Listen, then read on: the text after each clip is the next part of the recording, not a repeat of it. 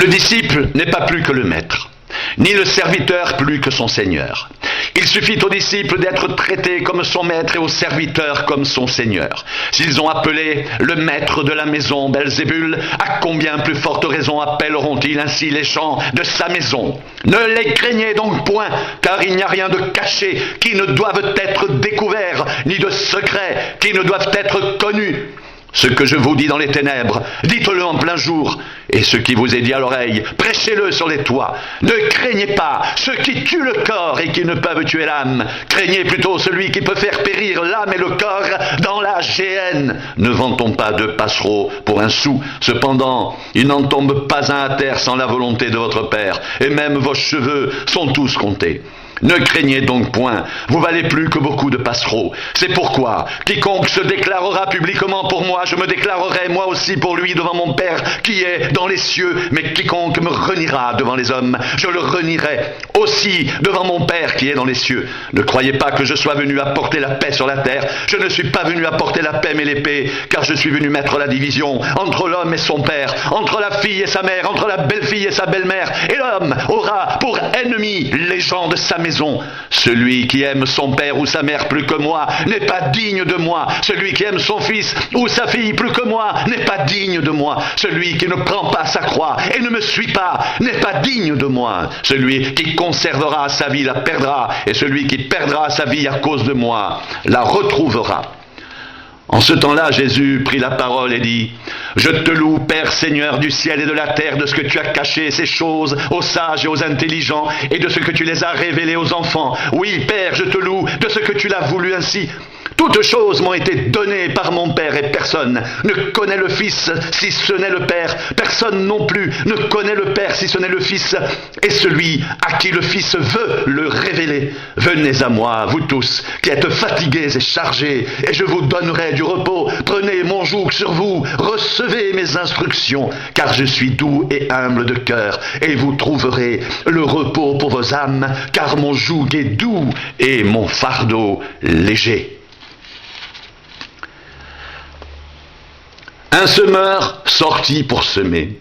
Comme il semait, une partie de la semence tomba le long du chemin. Les oiseaux vinrent et la mangèrent. Une autre partie tomba dans les endroits pierreux où elle n'avait pas beaucoup de terre. Elle leva aussitôt parce qu'elle ne trouva pas un sol profond. Mais quand le soleil parut, elle fut brûlée et sécha, faute de racines. Une autre partie tomba parmi les épines montèrent et l'étouffèrent. Une autre partie tomba dans la bonne terre. Elle donna du fruit, un grain 100, un autre 60, un autre 30. Que celui qui a des oreilles pour entendre, entende. Les disciples s'approchèrent et lui dirent: pourquoi leur parles-tu en parabole? Jésus leur répondit: parce qu'il vous a été donné de connaître les mystères du royaume des cieux, et que cela ne leur a pas été donné, car on donnera à celui qui a, et il sera dans l'abondance, mais à celui qui n'a pas, on ôtera même ce qu'il a. C'est pourquoi je leur parle en parabole, parce qu'en voyant ils ne voient pas, et qu'en entendant ils n'entendent ni ne comprennent. Et pour eux s'accomplit cette prophétie d'Ésaïe: vous entendrez de vos oreilles et vous ne comprendrez point, vous regarderez de vos yeux et vous ne verrez point, car le cœur de ce peuple est devenu insensible. Ils ont endurci leurs oreilles, ils ont fermé leurs yeux, de peur qu'ils ne voient de leurs yeux, qu'ils n'entendent de leurs oreilles, qu'ils ne comprennent de leur cœur, qu'ils ne se convertissent et que je ne les guérisse. Mais heureux sont vos yeux, parce qu'ils voient, et vos oreilles, parce qu'elles entendent. Je vous le dis en vérité, beaucoup de prophètes et de justes ont désiré voir ce que vous voyez, et ne l'ont pas vu, entendre ce que vous entendez, et ne l'ont pas entendu. Vous donc, écoutez ce que signifie la parabole du semeur. Lorsqu'un homme écoute la parole du royaume et ne la comprend pas, le malin vient et enlève ce qui a été semé dans son cœur. Cet homme est celui qui a reçu la semence le long du chemin. Celui qui a reçu la semence dans les endroits pierreux, c'est celui qui entend la parole et la reçoit aussitôt avec joie, mais il n'a pas de racine en lui-même. Il croit pour un temps. Et dès que survient une tribulation ou une persécution à cause de la parole, il y trouve une occasion de chute. Celui qui a reçu la semence parmi les épines, c'est celui qui entend la parole, mais en qui les soucis du siècle et la séduction des richesses étouffent cette parole et la rendent infructueuse. Celui qui a reçu la semence dans la bonne terre, c'est celui qui entend la parole et la comprend. Il porte du fruit, et un grain en donne 100, un autre 60, un autre 30. Il leur proposa une autre parabole et il dit, le royaume des cieux est semblable à un homme qui a semé une bonne semence dans son champ.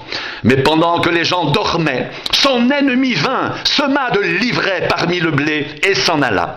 Lorsque l'herbe eut poussé et donné du fruit, l'ivraie parut aussi. Les serviteurs du maître de la maison vinrent lui dire, Seigneur, n'as-tu pas semé une bonne semence dans ton champ? D'où vient donc qu'il y a de l'ivraie?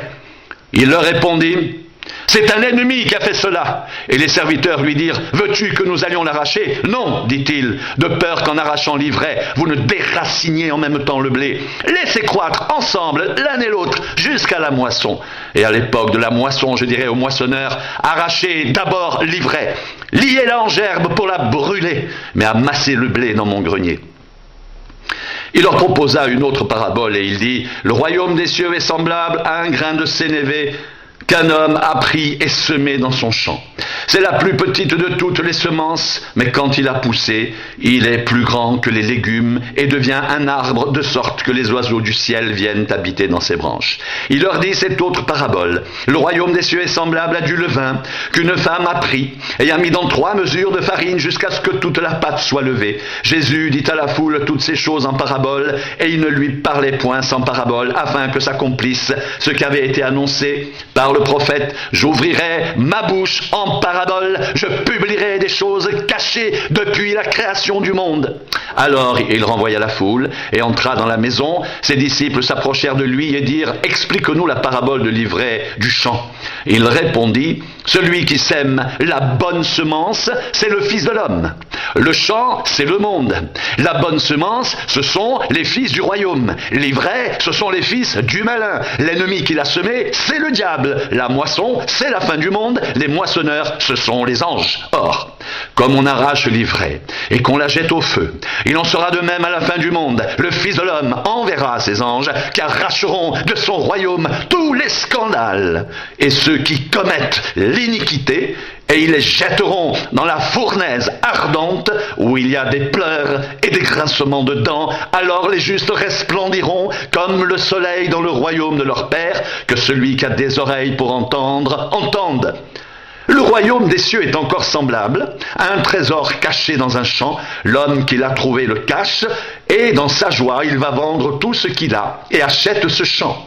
Le royaume des cieux est encore semblable à un marchand qui cherche de belles perles. Il a trouvé une perle de grand prix, il est allé vendre tout ce qu'il avait et l'a acheté.